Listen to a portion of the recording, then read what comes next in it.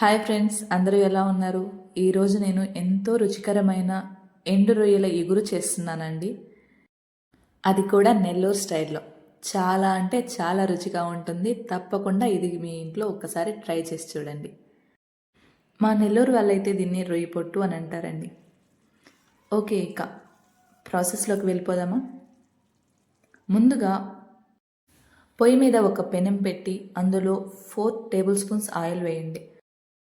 Non veg కాబట్టి నూనె కొంచెం ఎక్కువగా వేసుకుంటే నీచు వాసన రాకుండా ఉంటుంది.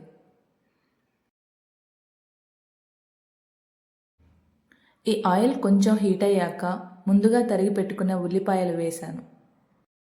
అలాగే ముందుగా ఘాటు పెట్టుకున్న పచ్చిమిరపకు కూడా వేసి కొంచెం వాడనివ్వండి.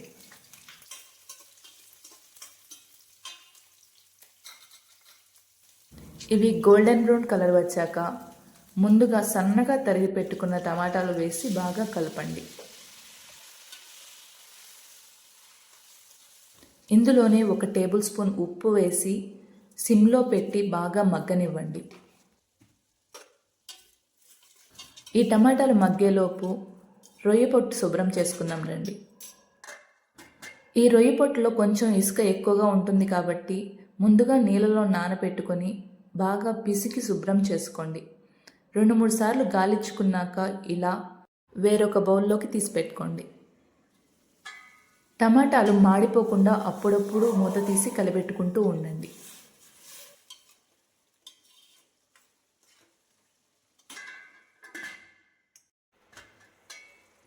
టమాటాలు ఇలా బాగా మగ్గిన తర్వాత ఇందులో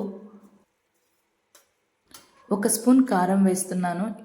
ముందుగా నేను పచ్చిమిరప వేసాను కాబట్టి కారం కొంచెం తక్కువ వేస్తున్నాను. తర్వాత కావాలంటే చూసి వేసుకుంటాను. అలాగే 1/2 టీ స్పూన్ పసుపు వేసి బాగా కలుపుకోండి. నేను టమాటాలు మగ్గేటప్పుడే ఉప్పు వేసుకున్నాను కాబట్టి ఇప్పుడు వేయట్లేదు. తర్వాత ఇందులో శుభ్రం చేసి పెట్టుకున్న రొయ్య పొట్టు తీసి వేయండి.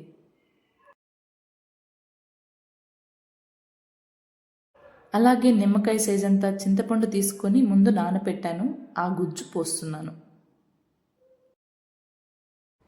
రొయ్యలు ఉడకడానికి ఎక్కువ నీరు పట్టదు కాబట్టి కొంచెం నీరు పోసి బాగా కలుపుకోండి.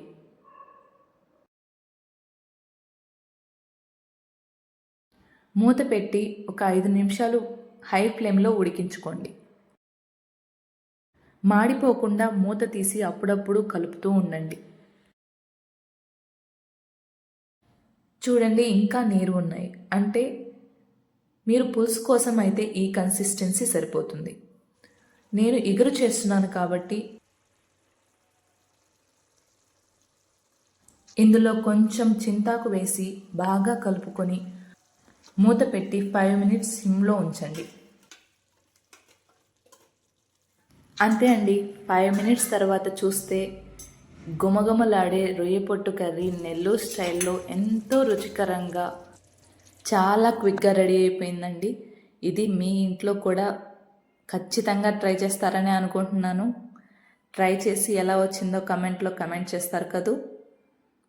ఈ వీడియో మీకు నచ్చినట్లయితే లైక్ చేయండి. ఇలాంటి మరెన్నో వీడియోస్ కోసం మన ఛానల్ని సబ్స్క్రైబ్ చేసుకోండి. Thank you.